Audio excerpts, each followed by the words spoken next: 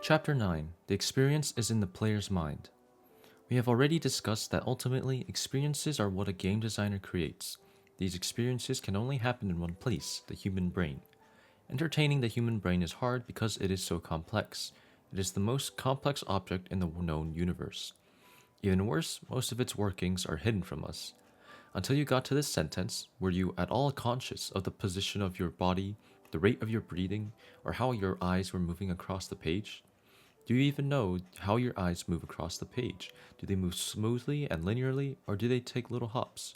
How could you have read books for so many years without being sure of the answer to that question? When you speak, do you really know that what you are going to say before you actually say it?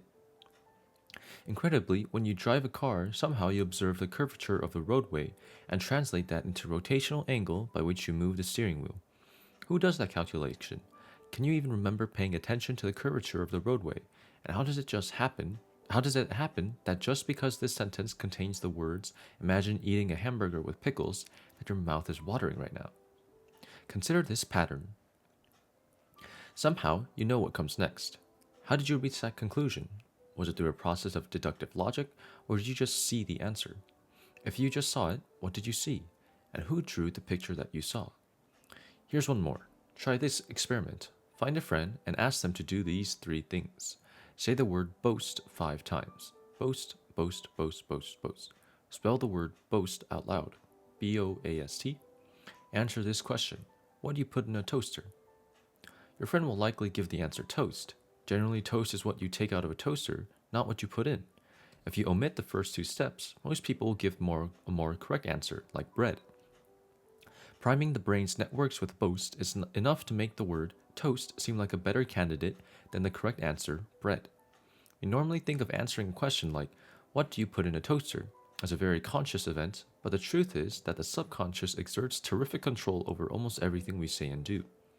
Mostly it does that wisely and well, and we feel like we are doing it, but from time to time it makes a laughable mistake and reveals how much control it actually has.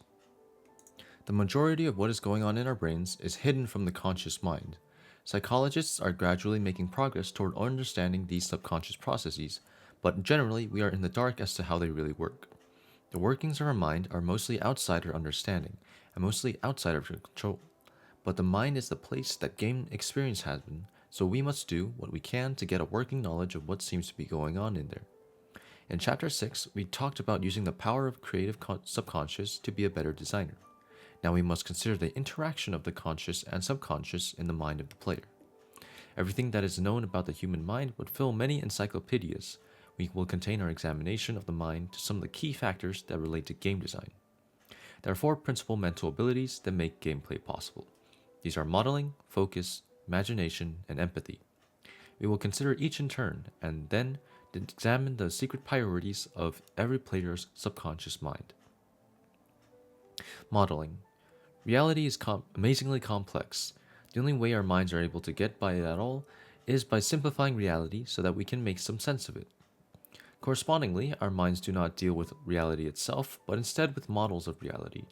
Mostly, we do not notice this. The modeling takes place below our awareness. Consciousness is an illusion that our internal experiences are reality, when in truth they are imperfect simulations of something we may never truly understand. The illusion is a very good one, but at times we run into places where our internal simulations fail. Some of these are visual, like this picture. In reality, those dots are not changing color as our eyes move around, but our brain sure does make it look like they are. Some examples don't become clear until you think about them a bit, such as the visible light spectrum. From a physics point of view, visible light, infrared, ultraviolet, and microwaves are all the same kind of electromagnetic radiation, just at different wavelengths. Our eyes can only see a tiny fraction of this smooth spectrum, and we call this fraction visible light. It would be very useful if we could see other kinds of light. Seeing infrared light, for example, would let us easily spot predators in the dark, since all living things emit infrared light. Unfortunately, the inside of our eyeballs emit infrared as well, so if we could see it, we would be quickly blinded by our own glow. As a result, a huge amount of useful data, that is, everything outside the visible light range of the electromagnetic spectrum, is not part of our perceived reality. Even the visible light we can see, is strangely filtered by our eyes and brains. Because of the construction of our eye, this spread of visible light wavelengths looks like it falls into distinct groupings, which we call colors. When we look at a rainbow that comes out of a prism, we can draw lines to separate one color from another. In truth, though, this is just an artifact of the mechanics of the retina. In reality, there's no sharp separation of colors, just a smooth gradient of wavelengths, even though our eyes tell us that blue and light blue are much more similar than, say, light blue and green. We evolved this eye structure because breaking up the wavelengths into groups like this is a useful way to better understand the world. Colors are only an illusion, not part of reality at all, but a very useful model of reality. Reality is full of aspects that aren't at all part of our day-to-day modeling. For example, our bodies, our homes, and our food are teeming with microscopic bacteria and mites. Many are single-celled, but others, such as the Demodex follicularum, that lives in our eyelashes, pores, and hair follicles, are almost large enough, up to 0.4 millimeters, to be seen with the naked eye. These tiny creatures are everywhere around us, but are generally not part of our mental models at all, because mostly we don't need to know about them. One good way to get a grasp on some of our mental models is to look for things that feel natural to us until we think about them. Consider this picture of Charlie Brown. At first glance, nothing seems too unusual about him. He's just a boy. But upon reflection, he looks nothing like a real person. His head is nearly as big as his body. His fingers are little bumps. Most distressing of all, he is made up of lines. Look around you. Nothing is made of lines. Everything is made of lumps. His unreality doesn't become apparent until we stop and consciously think about it, and this is a clue to how the brain models things. Charlie Brown seems like a person, even though he doesn't look like anyone we know, because he matches some of our internal models. We accept his giant head because our minds store much more information about heads and faces than the rest of the body, since so much information about a person's feelings come from their face. If instead he had a small head and giant feet, he would immediately look ridiculous because he wouldn't match our internal models at all. And what about his lines? It is a challenging problem for the brain to look at a scene and pick out which objects are separate from each other.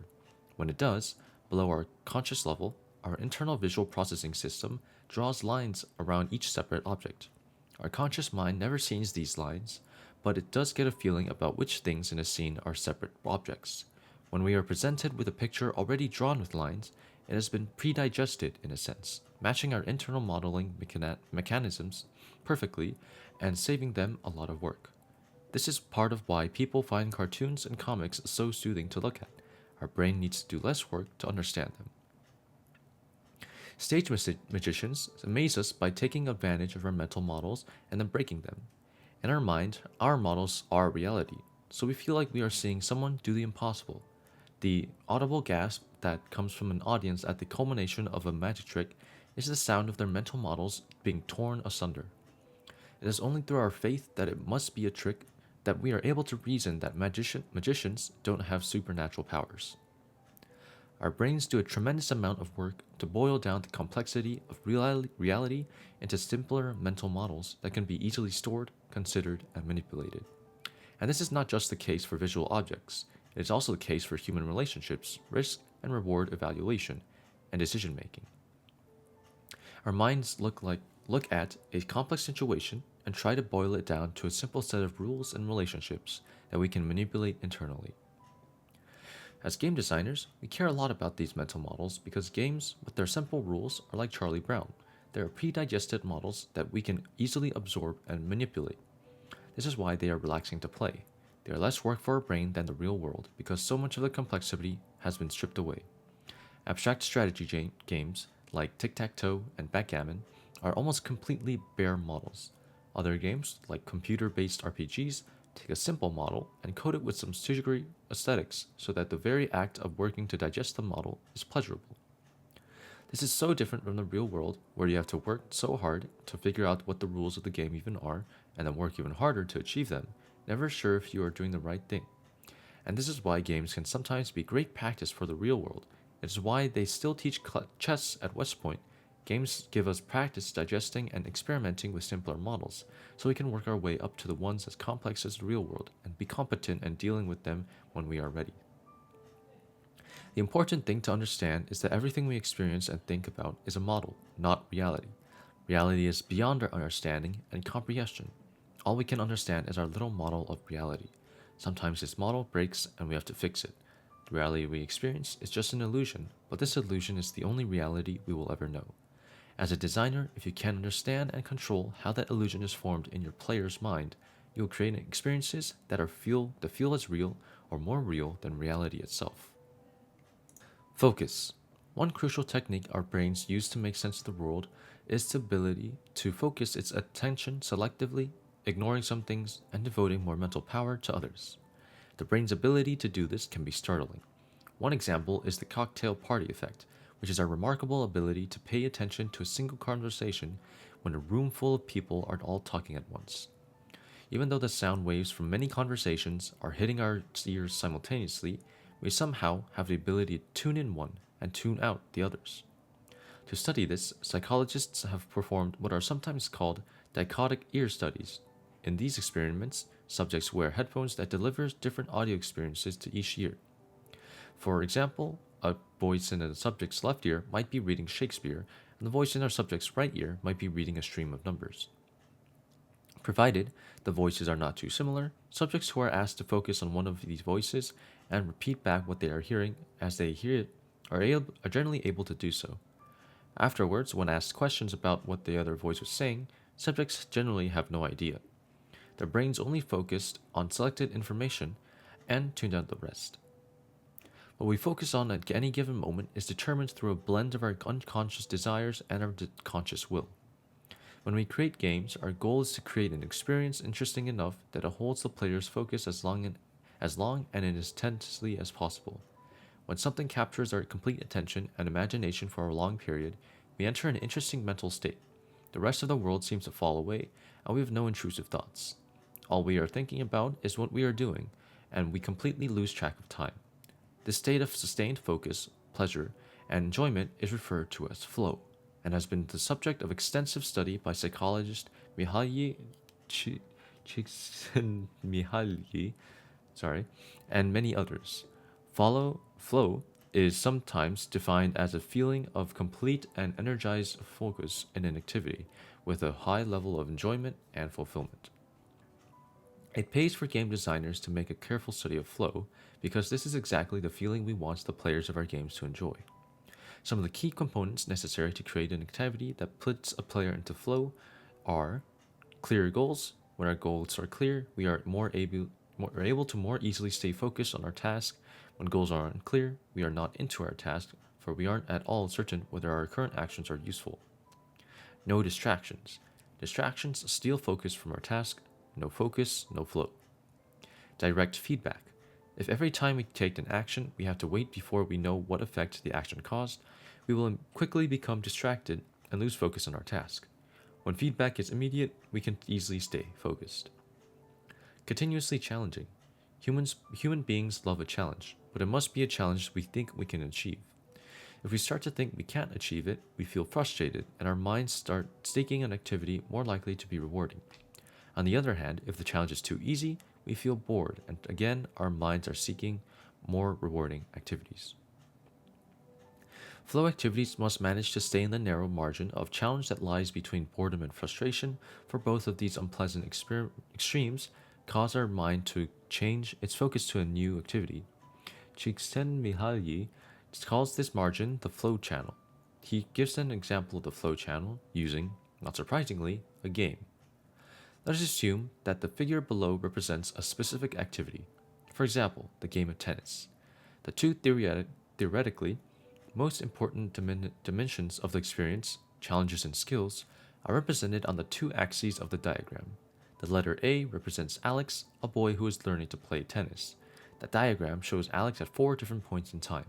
When he first starts playing, A1, Alex has practically no skills, and the only challenge he faces is hitting the ball over the net. This is not a very difficult feat, but Alex is likely to enjoy it because the difficulty is just right for his rudimentary skills. So at his point, he will probably be in flow, but he cannot stay there for long. After a while, if he keeps practicing, his skills are bound to improve, and then he will grow bored just batting the ball over the net. A2. Or it might happen that he meets a more practiced opponent, in which case he will realize that there are much harder challenges for him than just lobbing the ball. At that point, he will feel some anxiety, A3, concerning his poor performance. Neither boredom nor anxiety are positive experiences, so Alex will be motivated to return to that flow state. How is he to do it? Glancing again at the diagram, we see that if he is bored, A2, and he wishes to be flowed again, Alex has essentially only one choice: to increase the challenges he is facing. He also has a second choice, which is to give up tennis altogether, in which case A would simply disappear from the diagram. By setting himself a new and more difficult goal that matches his skills, for instance, to beat an opponent just a little more advanced than he is, Alex would be back in the flow, A4. If Alex is anxious, A3, the way back to flow requires that he increase his skills. Theoretically, he could also reduce the challenges he is facing and thus return to the flow where he started, in A1, but in practice it is difficult to ignore challenges once one is aware that they exist. The diagram shows that both A1 and A4 represent situations in which Alex is in flow. Although both are equally enjoyable, the two states are quite different in that A4 is a more complex experience than A1. It's more complex because it involves greater challenges and demands greater skill from the player. But A4, although complex and enjoyable, does not represent a stable situation either. As Alex keeps playing, either he will become bored by the stale opportunities he finds at that level, or he will become anxious and frustrated by his relatively low ability. So the motivation to enjoy himself again will push him to get back into the flow channel, but now at a level of complexity even higher than A4. It is this dynamic feature that explains why flow activities lead to growth and discovery. One cannot enjoy doing the same thing at the same level for so long. We grow either bored or frustrated, and then the desire to enjoy ourselves again pushes us to stretch our skills or to discover new opportunities for using them. You can see how keeping someone in the flow channel is a delicate balance, for a player's skill level seldom stays in one place. As their skill increases, you must present them with commensurate challenges. For traditional games, this challenge primarily comes from seeking out more challenging opponents. In video games, there is often a sequence of levels that gradually get more challenging. This pattern of levels of increasing difficulty is nicely self-balancing. Players with a lot of skill can usually move through the lower levels quickly until they come to the levels that challenge them. This connection between skill and the speed of finishing a level helps keep skilled players from getting bored. However, it is the rare player who is persistent enough to win the game, mastering all levels. Most players eventually reach a level where they spend so much time in the frustration zone that they give up on the game. There's much debate about whether that is a bad thing, many players are frustrated, or a good thing. Since only skilled, persistent players can reach the end, the accomplishment is special. Many designers are quick to point out that while staying in the flow channel is important, some ways of moving up the channel are better than others. Moving straight up this channel like this is definitely better than the game ending in anxiety or boredom, but consider the player experience that follows the track more like this, a squiggly line. This will probably feel much more interesting to a player. It is a repeating cycle of increasing challenge, followed by reward, often of more power, which gives an easier period of less challenge. Soon enough, the challenge wraps up again. For example, a video game might feature a gun that lets me destroy enemies if I shoot them 3 times. As I proceed through the game, the enemies grow more numerous, increasing the challenge. If I rise to the challenge though, and defeat enough enemies, I might be rewarded with a gun that lets me destroy the enemies with only 2 shots. Suddenly, the game is easier, which is very rewarding. This easy period doesn't last though, because soon new enemies that take 3 or even 4 shots to destroy, even with my new gun, will start to appear, taking the challenge to new heights. This cycle of tense and release, comes up again and again in design. It seems to be inherent to human enjoyment. Too much tension, and we wear out. Too much relaxation, and we grow bored. When we fluctuate between the two, we enjoy both excitement and relaxation, and this oscillation also provides the pleasure of variety and the pleasure of anticipation. You can see how useful the idea of flow and the flow channel can be for discussing and analyzing a gameplay experience, so useful that it is lens number 18. Lens number 18, the lens of flow. To use this lens, consider what is holding your player's focus. Ask yourself these questions. Does my game have clear goals? If not, how can I fix that? Are the goals of the player the same goals I intended? Are there parts of the game that distract players to the point they forget their goal? If so, can these distractions be reduced or tied into the game goals? Does my game provide a steady stream of not too easy, not too hard challenges, taking into account the fact that player skills may be gradually improving? Are the player's skills improving at the rate I hoped? If not, how can I change that? Flow is a very hard thing to test for. You won't see it in 10 minutes of gameplay. You must observe players for longer periods. Even trickier, a game that keeps someone in the flow for the first few times they play it may later become boring or frustrating. When observing a player, flow can be easy to miss. You must learn to recognize it. It is not always accompanied by external expressions of emotion. It often involves quiet withdrawal. Players in flow, playing solo games, will often be quiet, possibly muttering to themselves. They are so focused that they are sometimes slow to respond or irritated if you ask them questions.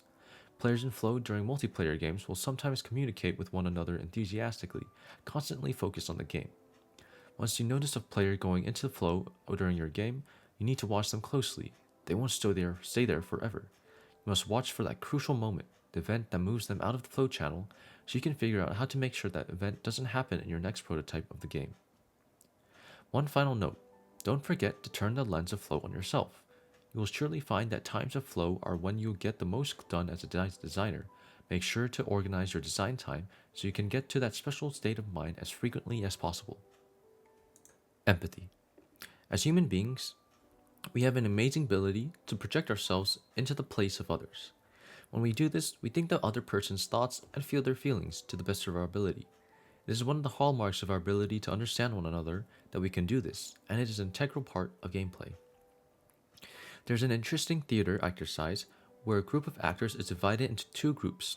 In the first group, each actor chooses an emotion happiness, sadness, anger, etc. And then they all mill about the stage, each trying to project their chosen emotion through attitude, walk, and facial expression. The second group does not choose an emotion. They just walk about at random among the first group, trying to establish eye contact with others.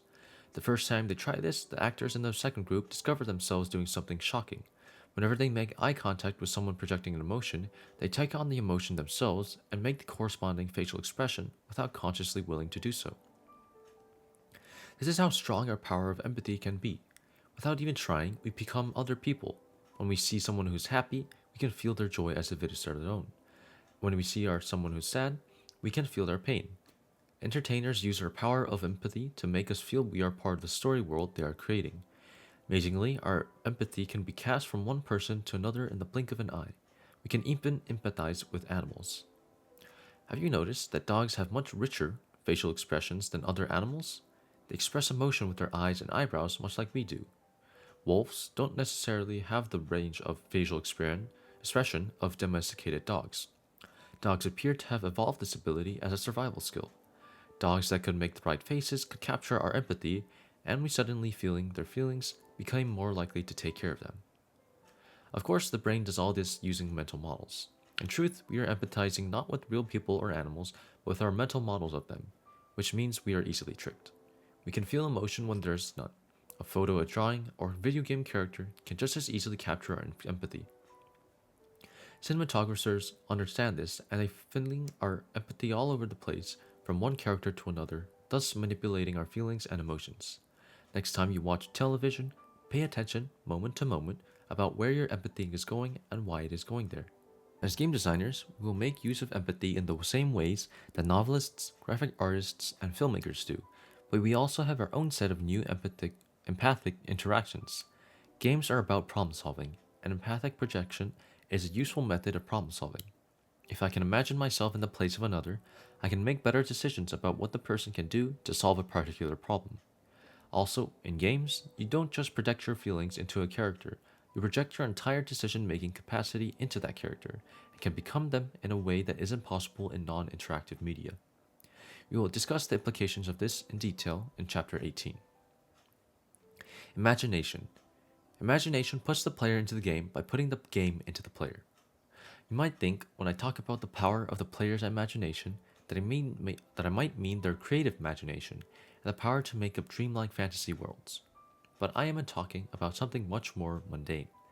The imagination I'm talking about is the miraculous power that everyone takes for granted, the everyday imagination that every person uses for communication and problem solving. For example, if I tell you a short story, the mailman stole my car yesterday, I have actually told you very little, but already you have a picture of what happened. Weirdly, your picture is full of details that I didn't include in my story. Take a look at the mental image that formed and answer these questions. What did the mailman look like? What kind of neighborhood was my car in when he stole it? What color was the car? What time of day did he steal it? How did he steal it? Why did he steal it? Now, I didn't tell you any of those things, but your amazing imagination just made up a bunch of these details so that you could more easily think about what I was telling you. Now, if I suddenly give you more information, like it wasn't a real car but an expensive model toy car, you quickly reformulate your imaginary image to fit with what you have heard, and your answers to the above questions might change correspondingly. This ability to automatically fill in gaps is very relevant for game design, for it means that our games don't need to give it every detail, and players will be able to fill in the rest. The art comes in knowing what you should show the player and what you should leave to their imagination. This power, when you think about it, is quite incredible. The fact that our brains only deal in simplified models of reality means that we can manipulate these models effortlessly, sometimes into situations that wouldn't be possible in reality. I can see an armchair and imagine what it would look like if it were a different color, a different size, if it was made of oatmeal, or if it was walking around. We do a lot of problem solving this way. If I ask you to find a way to change a light bulb without a stepladder, you immediately start imagining possible solutions. Imagination has two crucial functions. The first is communication, often for storytelling, and the second is problem solving. Since games prominently feature both of these, game designers must understand how to engage the player's imagination as a storytelling partner, as well as having a sense of the problems it will and will not be able to solve. Motivation. We have now examined four of the key mental abilities that make game playing possible: modeling, focus, empathy, and imagination. Let's now consider why the brain is motivated to use any of these at all. In 1943, psychologist Abraham Maslow wrote a paper titled A Theory of Human Motivation, which proposed a hierarchy of human needs. This is often presented as a pyramid. The idea here is that people are not motivated to pursue the higher level needs on this list until the lower needs are satisfied. For example, if someone is starving to death, this is a priority over a feeling of safety. If someone doesn't feel safe, they aren't going to seriously pursue human relationships. If someone doesn't feel love and social belonging, they aren't going to pursue things that will boost their self esteem. And if they don't have good self esteem, they will not be able to pursue their talents, remember the major gift, to do what they were quote unquote born to do.